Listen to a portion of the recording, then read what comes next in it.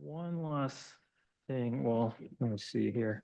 On the other view, this one where you can see the emergency, the ambulance drop off. I think y-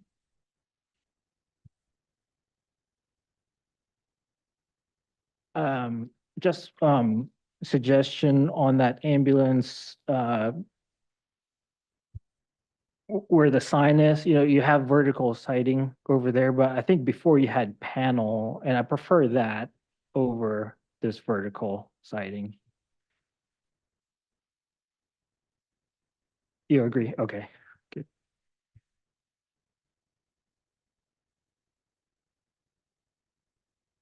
You're talking on that back part there, Angie, that, No, this part right here. oh, up there.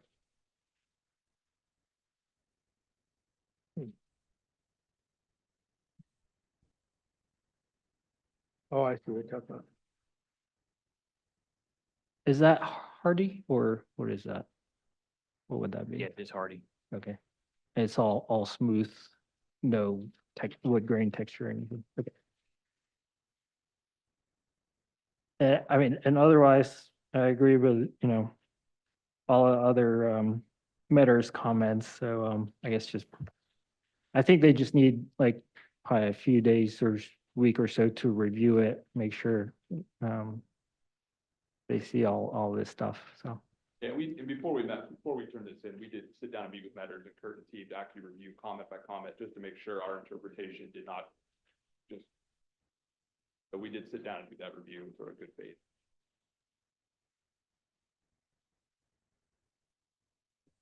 And are you done, Benji? Is yes, that a yes, yes. at least for now? For now. I want to just ask about the traffic impact study. So there was one done in January 26th, and then there was an update done, I gather, from what I understand, in May, or at least it's dated May 15. And I've reviewed a lot of these in the past, so this everything's done correctly, I can tell that. And but I do have questions on the mitigation measures as respects the table 5 levels of service, which end up in the peak hour and some F conditions. And I guess it's as a consequence of that it talks about these storage lanes. And there's sort of a summary, I guess these pages aren't all numbered, but there's a storage, there's a sort of a summary of 3 different turn lanes. One is a northbound left turn lane with 100 feet of full width storage and 100-foot taper, and that's at WK Alston and at an entrance access number 1 to this site. I get that one. And then the other 2 are up at WK Alston and Broad River Boulevard, and they're 200 feet of full width storage, 100-foot tapers. But somewhere in here, there is a statement that says some or all of these are not the responsibility of this development. What's the thinking on that? Which study is it? Is it the? Well, there are 3 different turn lanes. They're all on WK Alston. 2 of them are at Broad River and one of them's at the access to the site. And I'm trying to understand whose responsibility those are. Yeah, so Dalton Smith, Kimley Horn, address 4600 Baker's Blessing Lane, Somerville. What's your name? Could you say your name clearly? Dalton Smith, Dalton? yes. ALTON, with Kimley Horn. With whom? Kimley Horn, Kimley dash Horn. Okay. Yeah, we prepared the traffic study. Right. Yeah, those turn lanes were recommended from the Watercrest development. So that's their responsibility to construct. All So 3 of them or 2 of them? The 2 at I believe it was the left turn lane at Broad River and the right turn lane at Broad River. And that's like with their construction. so that really then becomes an issue. So I think, Kurt, maybe you can answer this. So is the is that apartment project still a valid plan? It has been renewed twice. So yeah, it still has, if you remember, before your code changes last year, you had basically 8 years of vesting. So they're on like year 4. So let me understand this. So if, well, I'll have to go back to the traffic study. If, let's assume, so you did this traffic study under the assumption that the the full build out of that apartment complex, is that correct? We did with and without. We prepared a memo. Apartments were not. So if the apartments were not built, what would be those levels of service? Because I guess these F conditions are under the assumption that the apartment development would be built, is that correct? Yes. And you're is there, talking are there about- some assumptions in here that whereby the apartment development isn't built? Yes, so we, I don't know, I guess, I don't know if you have access to, we prepared a memo back in May that takes out the apartments and all their background improvements and prepared to study and have improvements that show up what we would be if that never got built. And so that's a left turn lane and right turn lane at WK Olson and Broad River Road. I'm not sure if I'm trying to find those pages. So I gather that you're suggesting that those levels of service wouldn't,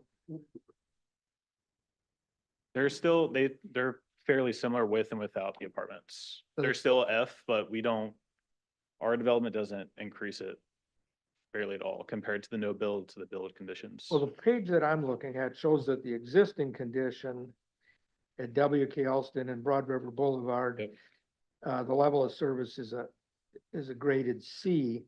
Mhm, And then we got a 2030. Oh, so you're saying the 2030 no build correct, is the F? And yes. so, at least on the page I'm looking at, you're going from a 52-second delay F to a 60-second delay F. You're making it a little bit worse, but you're still in the F condition. Is that what you're saying? Yes. It's a minimal increase, which Yeah. is typical for two-way stop control intersections. Especially during the peak hours. So really the school,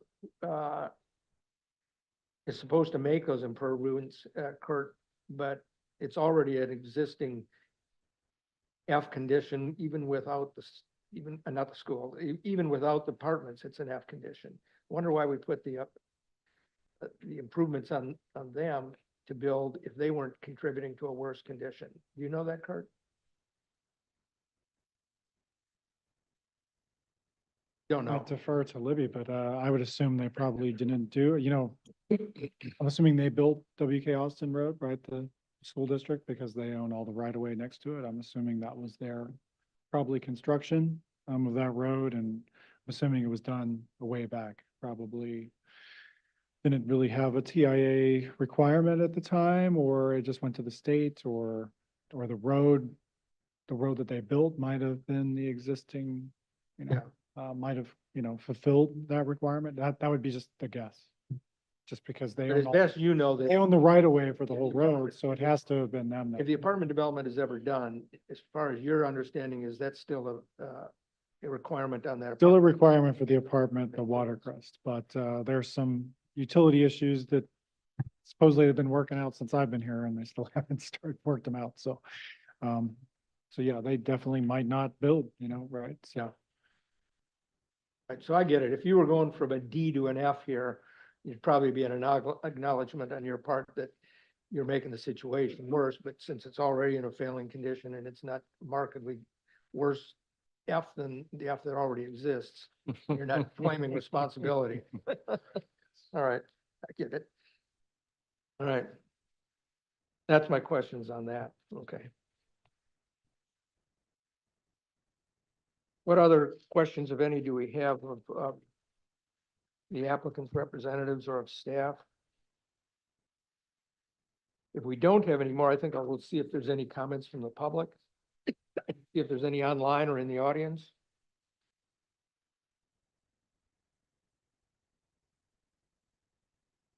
As of right now, no public comment. So with that said, I think that, and we can take any more comments from staff, from planning commissioners or from the applicant, but I think Kurt kind of laid this out. We have two separate things we have to consider. One is an independent approval of the preliminary plat, which by all accounts seems to be in order, maybe with a couple of conditions that that were referenced here, particularly by Commissioner Anderson.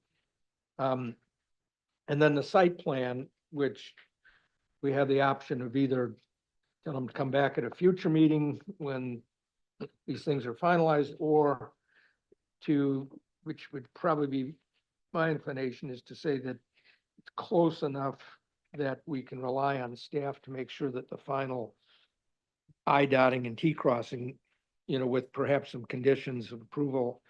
I feel comfortable, letting staff do that, so we don't have to make these people keep coming back here if they're close enough. So I just kind of open that for some more discussion before we have, go into any kind of action on this. So, Bill, could you Yeah. restate what you said? I didn't. No, I said that the preliminary plat is a separate action, so that's number one. And in voting on that, I think that staff made it pretty clear. And I think the answers to our questions made it pretty clear that the preliminary plat seems to be in order with maybe a couple of conditions, particularly as Commissioner Anderson referenced regarding expanding the easement along the north side to 45 feet to accommodate the landscaping. There may have been something else in that. And then once we are done with that motion, which would need to include at a minimum the findings that are in the staff report, we'll have to just find where those are referenced. Then we would go to a consideration of the site plan, and the alternates for us are to either approve it today with some conditions that would leave it to staff to work out the last final relatively minor details with the applicant, or the alternative would be to tell them to come back once all those minor details are finished. My own view is probably that it is so close at this point in time that we probably could trust our staff to get those final details worked out if we gave them adequate guidance on that. But in either case, we just need to make sure that in any final consideration motions we make, that not only do we include whatever conditions that we want to attach to it, but also that we reference the findings of fact on which we base these decisions. And I think staff has given us some guidance in the staff report on the findings that we may want to adopt. So, Question. Commissioner. Typically, hasn't there been a lighting plan that's been reviewed as part of design of the building? They have a lighting plan, but that was submitted, but I didn't include it in your packet just because it was already a 200-page packet, so I apologize. That's never stopped us before. well, what was your review on the lighting plan? Was it compliant with whatever regulatory requirements you had? I believe so, yes. I believe so. Was it all down lighting and no crazy colors? I mean, it just came out Wednesday, so that's kind of one of those things that, I think there wasn't any issues before, but we'd have to do a full, review that we just haven't had the I time. can't, honestly, I don't recall that when we went through all of our code reviews recently, that we even Didn't change the lighting at all. no. No, we didn't We change never looked lighting. at the We never lighting. looked at lighting. parts of the code where there. We looked at it, we just decided not to change it. Well, I We think the did. lighting is important for a 24-hour facility. I don't see any exterior lighting shown on these renderings. I don't see any lighting of, of the traffic. But you said areas. you do have a lighting plan. We do have a lighting plan that was submitted, so we can review that. And I apologize, on my last. And there are post. This was all regulatory- kind of an administrative act, lighting, so There are wasn't a, regulatory requirements that they have to comply with. It's not a discretionary. they have to comply, yeah. So we will make sure that they comply. So I don't really think there's any concern that they're not going to, so. I have one last comment slash question, and maybe somebody in the applicants can respond. Kurt, you're familiar with, the shopping center where Aldi is located, right? Now, are they going to scalp all, the green stuff in front of this facility like they did in front of Aldi? Oh, you mean cut it down? I mean, That's they're, scalp, same they're thing. not showing that they're keeping, I think, that buffer in the land. You know, you have, it's probably better to look at the landscape plan before you, where there's a little kind of section for it, but you know, if there's some concern, you know, we're basically saying you have to meet option one. You know, and you're not really supposed to cut down any natural trees, and you know, none of us were here when that happened, so. I know that, But, but we have we're met here, with but them. we're here now and we're We asking have this, so met with them, and if I'm- you haven't noticed, they replanted a bunch of stuff in the last few Yes, months. yes. So we had them do that, but I guess, you, do you understand what I'm asking, or? I do, you know, we don't, you know, the new code says they're not supposed to do that, and you know, I'd have to get, Well, they have some notes on their landscape so- plan that I kind of looked at. I didn't decipher them all exactly, but they reference what's undisturbed. They reference what's revegetated, disturbed areas. They reference selectively thin and underbrush where they remove various things. And you might take a look at that's L503. Did you all take some kind of level of review? for yeah, that? we did take a look at that. We didn't have any concern, but if you have some additional concern, you know, I've just expressed it, that's all. you know, I think. I you would, can I would just proceed. encourage the applicant to take a look at the landscape strip in front of that Aldi and make sure that when they're done, it does not look like that. Am I clear? You were very clear. So, yeah, I mean, there's a lot of detail on there. And it looks like, and I think there's some reference there to the number of plants that are coming out and the number that we're ending up with. And, but it's hard for us, you know, as planning commissioners to really be able to visualize what that's gonna look like in the end. And I think what Commissioner Holman is just saying is that we went through the same kind of review with respect to the, what is the Beaufort Town Center, what's that thing called over there? Beaufort Center, Beaufort Station, What is it, Beaufort Station? Beaufort Station, yeah. and there's, you know, there's some trees and stuff still there, but a lot more came out than I guess we all anticipated. Yeah. Right? I believe so, yeah. Yeah. And that was like kept as a strip for the whole center, right? And so each Yeah. individual lot didn't really have access, like the Aldi actually didn't own the strip. I It's know, owned by I know. the Developer, yeah, sure. I know. I'm- But yeah, in this case, I mean, if you're very concerned, you know, I think it's just, you know, if I think it's your important. discretion would be to say, you know, that all existing vegetation should be, you know, Preserved as much as possible. Yeah. And I think then it's up to our staff to be able to try to maybe monitor that a little better. But It might be also worth overlaying that path into this buffer landscape plan, make sure we're not putting any, you know, you're not putting any big trees right in the middle of that path. Sure. So I mean, I think there's two options here before you, as Mr. Bardenwerper stated, is, you know, you either have you've talked about a lot of these things, so you either have them come back next month with the changes, with the architecture, with these changes, or you make them conditions tonight that we would have to check when they submit their final documents. Okay. It's, since they're, you know, they're not major items, I think that's something we could do, but, you know, at the same time, if you feel more comfortable going the other route, I think it's really at your discretion, so. well, let's just see in a little conversation before we take a motion is, for example, the plat, Commissioner Anderson. I wrote down here somewhere that the main condition you were looking at was an easement to be, that easement on the north side to be expanded to 45 feet to include the landscaping. Is that correct? To include the street trees, yes. that's To include the correct. street trees? And then, was there anything else in terms of, the, plat, the preliminary plat itself that would be a condition that we would probably have to consider? I don't remember any discussion on that otherwise. There were clarifications that were very good. I appreciated that.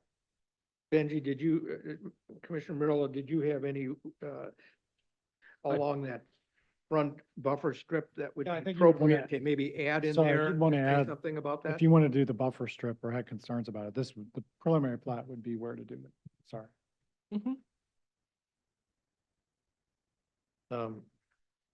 I guess I would want a condition that as much of the existing vegetation that's along the front of the property be preserved as possible. Understory, perhaps? Yeah, yeah. Understory. Um,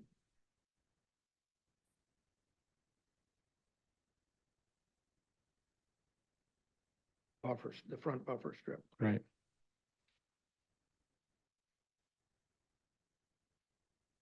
My concern is, I just want to make sure we properly identify exactly which drawing we're approving, because we're flipping around to a bunch of different drawings here as opposed to a single paper, which is normally how we would Well, approve the I plat. think the plat, because this is not the final recorded plat, it's a number of pages, isn't that right, Kurt? So I think there's a number of staple pages that we consider the preliminary plat, is that right? So we're approving this. And then the site plan is gonna be this larger group of plans. There's the ones that we're referring to that started with C001 and went through various, now there's a whole bunch of numbers. We all have the same group in there. We got some Cs, we got some, So the way this was put together for us was, No. there's a page that says preliminary plat. And then there's the three drives stapled to it. One of them is the one that you've been looking at on the screen that shows the lot lines. The other one is the one that doesn't show the lot lines. And then there's there's the one that shows the trees. So if those are the three pages we are approving, I just think our motion should properly. that's fine, yeah, That's cool. that's fine. I think you are. So preliminary plat is like the engineering, it's the infrastructure, it's all of those things. So it's usually, I mean, it's usually a lot bigger packet, to be honest with you, but it's you know, it's usually a number of pages.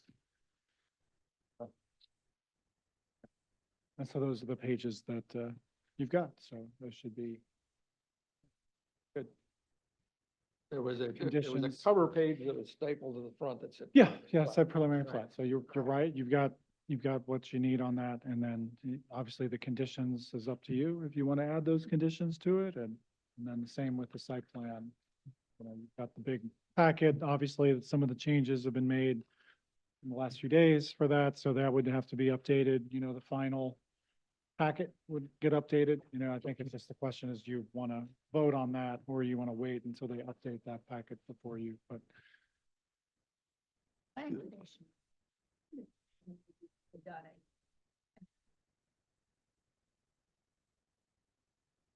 Well, let's start, why don't we start with the preliminary plat, right? And, since that one, I think maybe got far fewer issues involved in it, right? And, let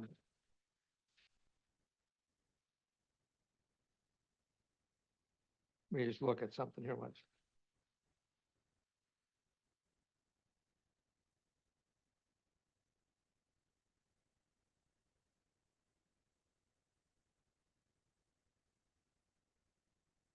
I'm just checking on it.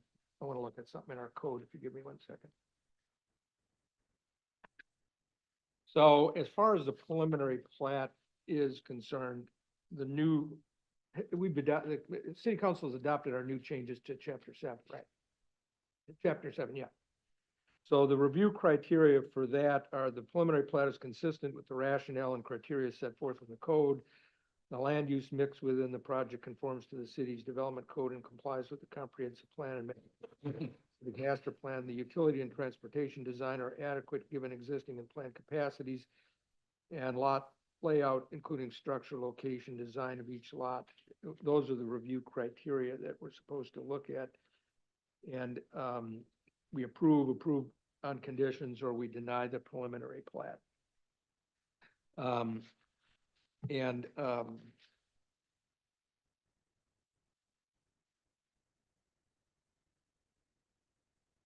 I think that, I'm just looking at what you put in your staff report on page 4 and 5. And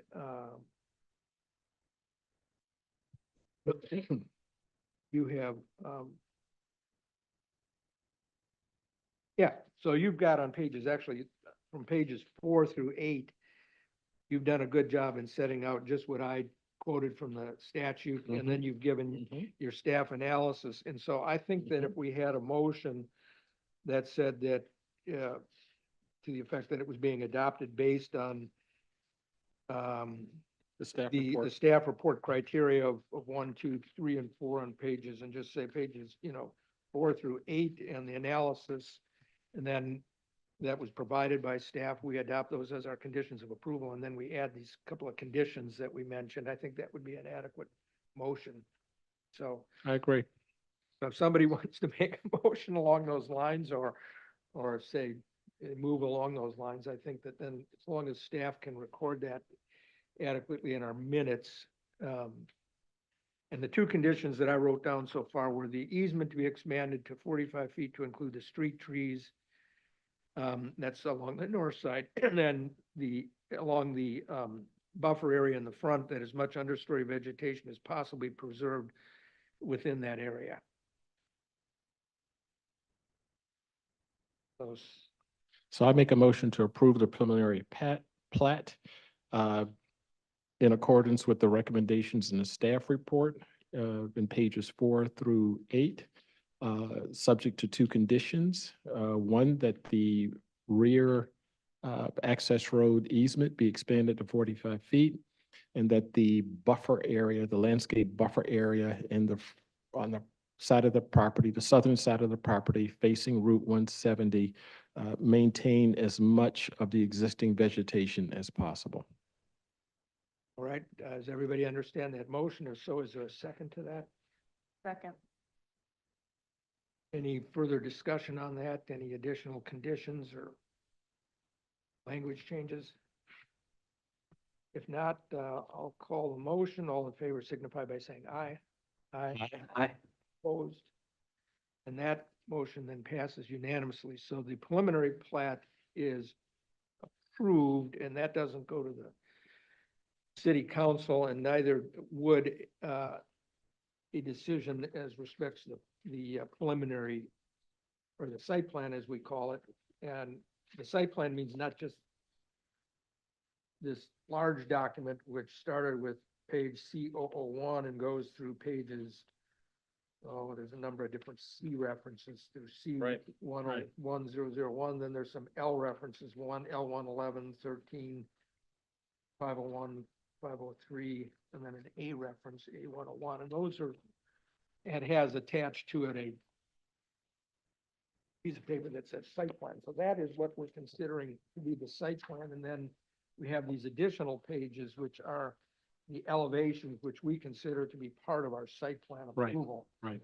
So, so the question is, do we feel confident enough in our staff to give them the final review authority on the what I consider to be mostly I dotting and T crossing it at this point, perhaps with some conditions that we would add to it, or we want to make this large group of people come back here?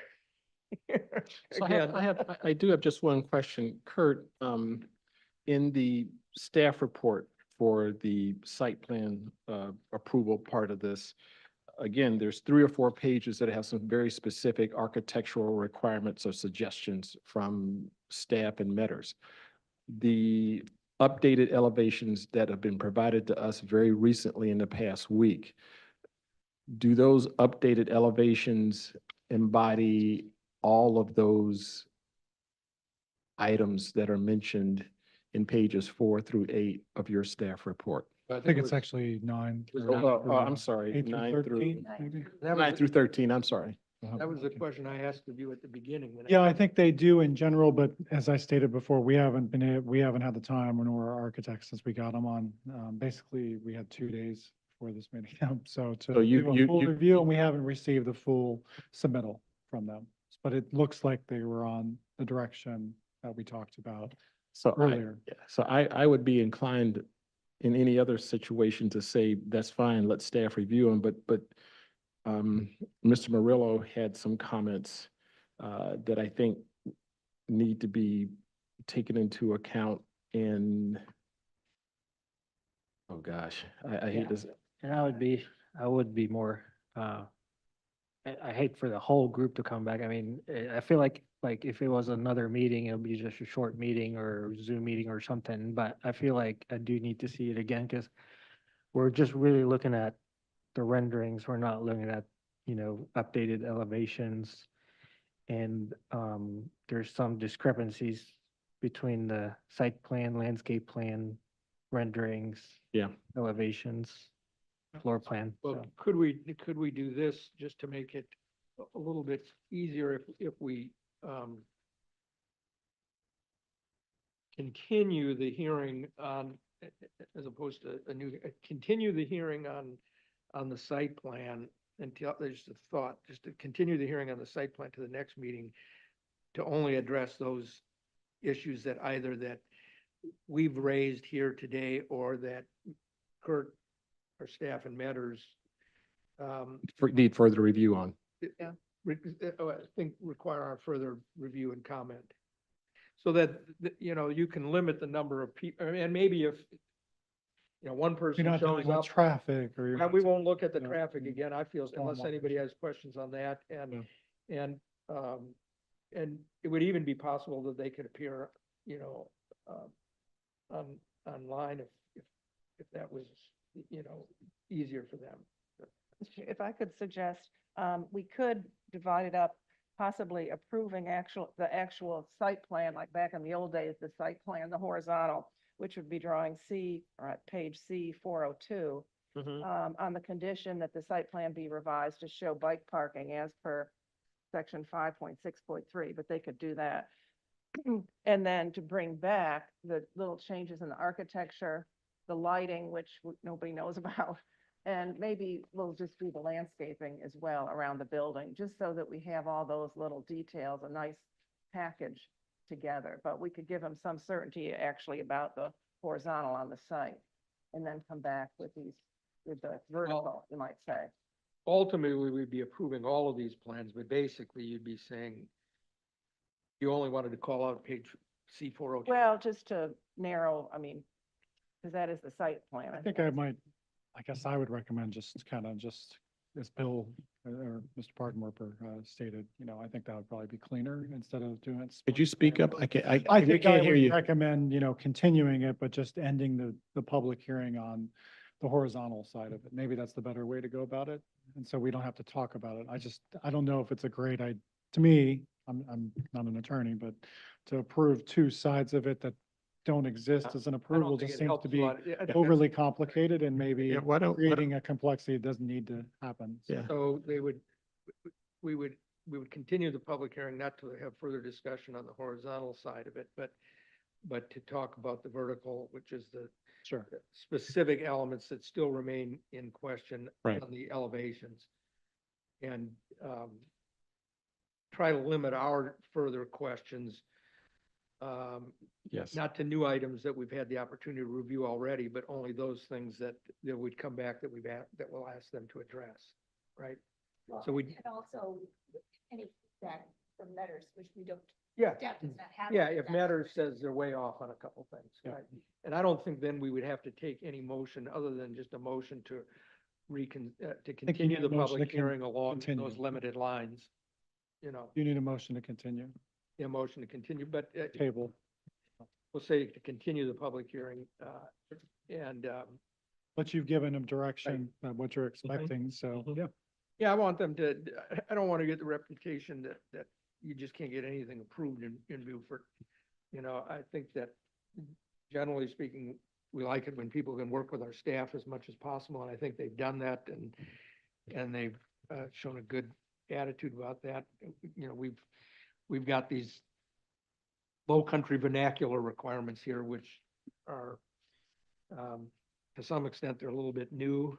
We've tried to codify them more than perhaps they were in the past, and in that respect, make it a little bit simpler for people, but I think that probably people got to get used to that for a while, that we've got a little bit different standard here now for doing these things, but we still want to have new development, and like Mr. Holman said earlier on, particularly something that's important to the community like Mhm. this.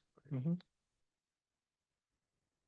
So do we want to have a motion then to continue along the lines of what we just discussed, however you want to elaborate that?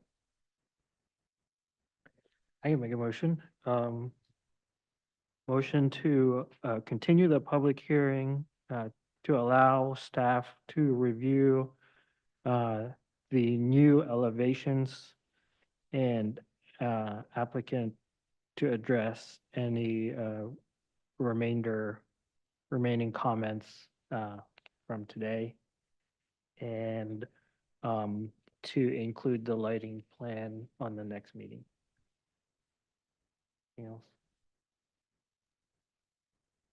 Everybody understand the motion? Anything they want? Yes, I understand. Change to that? Mhm.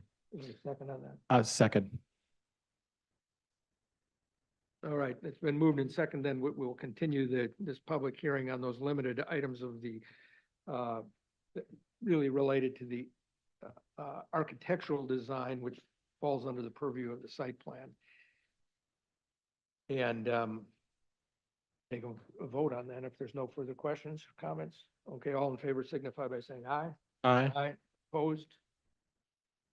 There's no opposition, so that's, that motion has been approved. And thank you all for showing up, and Thanks for coming. thank you for working with us. We appreciate it.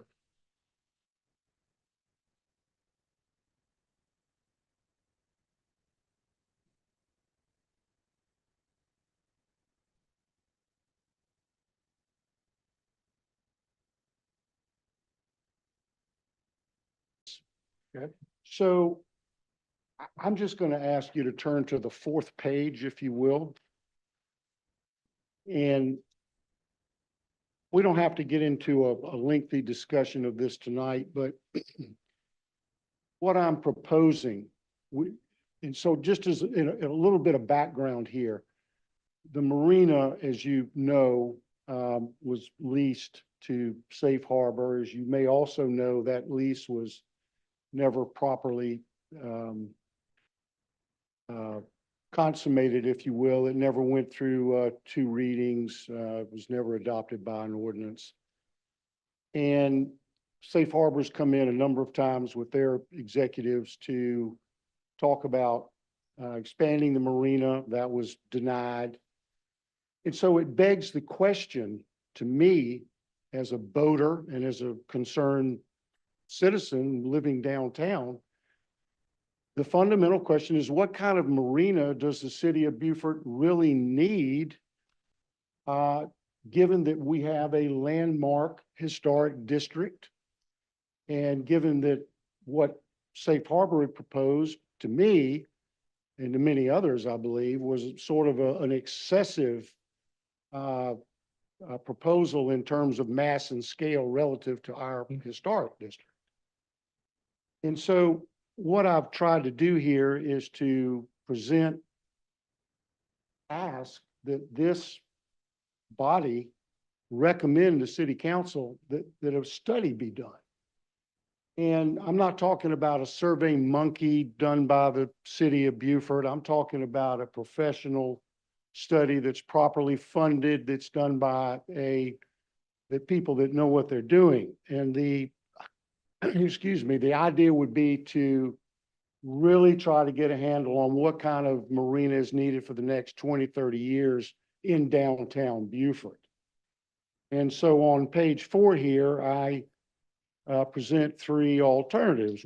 Number 1 would be a large destination marina, similar to what Safe Harbor has proposed. Number 2 would be a reduced size marina, but farmed out to to a third party to operate and manage.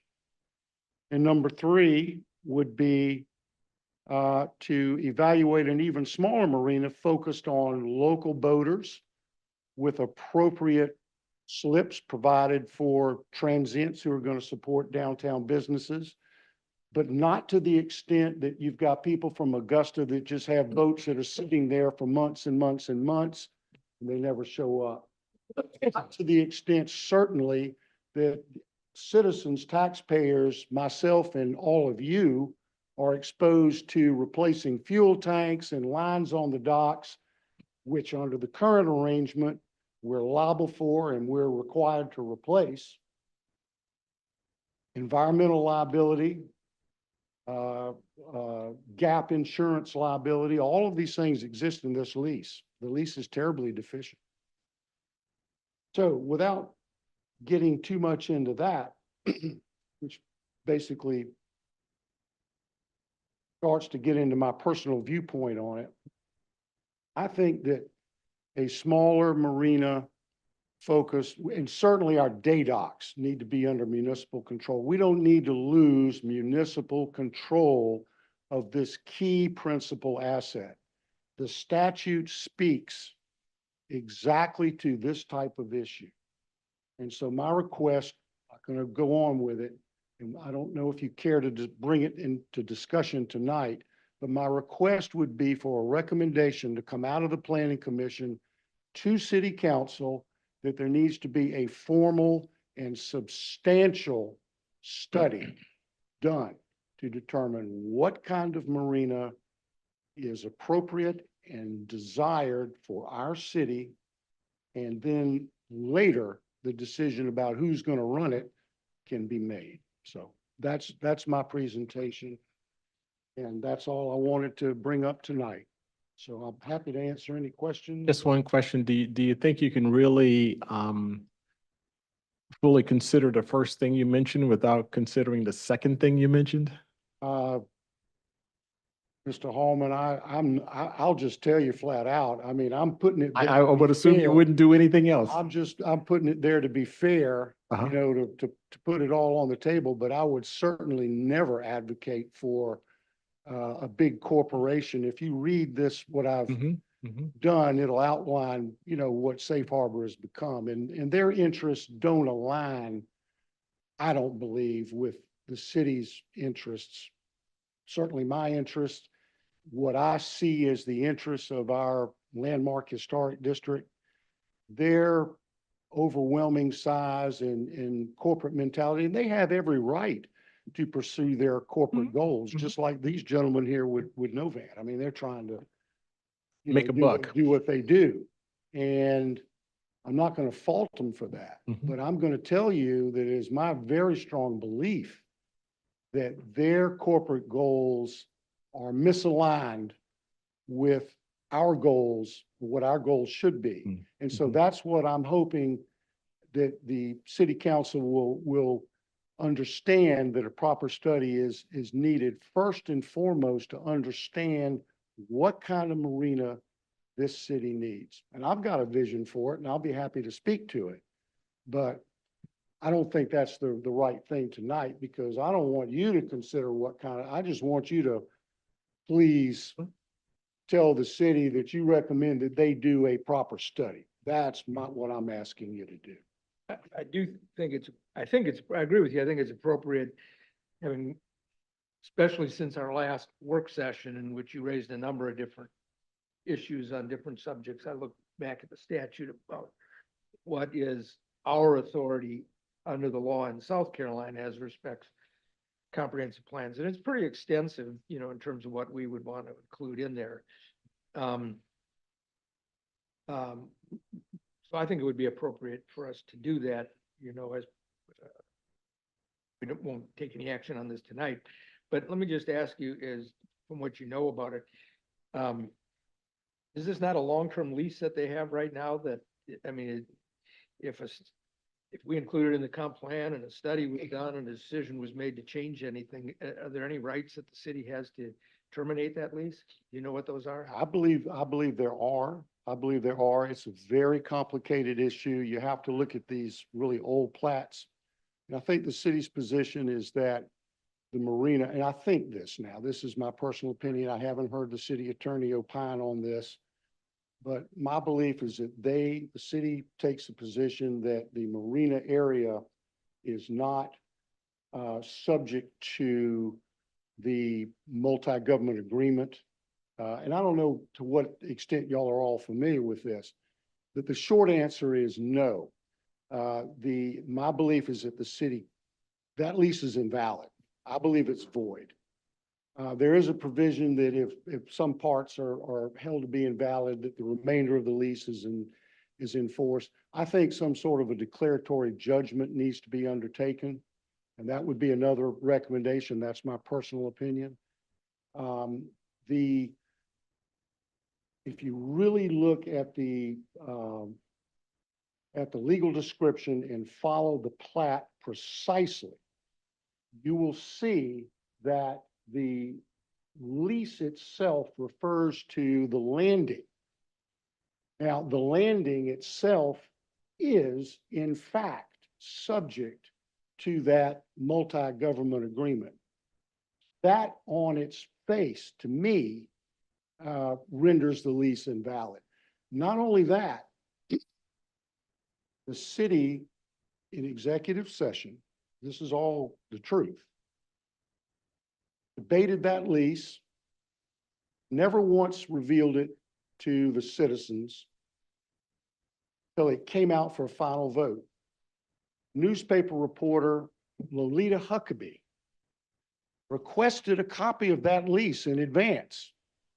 The city manager at the time, Mr. Prokop, I believe this is all in the minutes, I'm going to paraphrase it, refused to release it and said that they could see it after it was signed. Well, guess what? They signed that lease. South Carolina law says that in order to sell or convey or lease city-owned property, you have to have at least 2 readings and a public hearing. Well, guess what? They never did. Okay? Never did. I also, and I can't cite it for you, but I will tell you that my understanding is that there's a case, and I could come back and give it to you. And I'd be happy to sit down at a work session and show you these drawings and show you that legal description. I know that you'll come to the same conclusion that I've come to. So there is case law whereby the city is held harmless in this situation in terms of Yeah, there is, any liability to yeah, save the there's, public. yeah, there's a South Carolina Supreme Court case that says that the city is essentially off the hook and that Thank you. that company contracted with the city improperly at their peril. There is a Thank Supreme you. Court case. Thank you very much. So that is exactly my understanding.